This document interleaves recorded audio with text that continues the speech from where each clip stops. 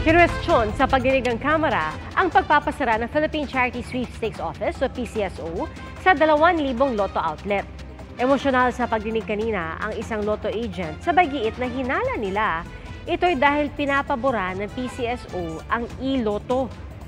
Ang unang sabi ng PCSO, hindi naabot ng mga Lotto outlet ang kanilang sales target kaya sila ipinasara.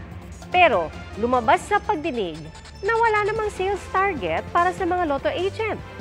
Ayon pa sa PCSO, may kaugnayan ito sa paglipat sa bagong sistema ng tanggapan at kakulangan ng mga terminal para nito.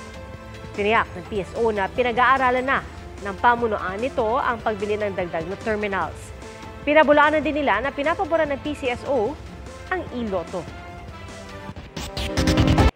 Mga kapuso, sama-sama tayong maging saksi. Mag-subscribe sa GMA Integrated News sa YouTube at para sa mga kapuso abroad, samahan niyo kami sa GMA Pinoy TV at sa www.gmanews.tv.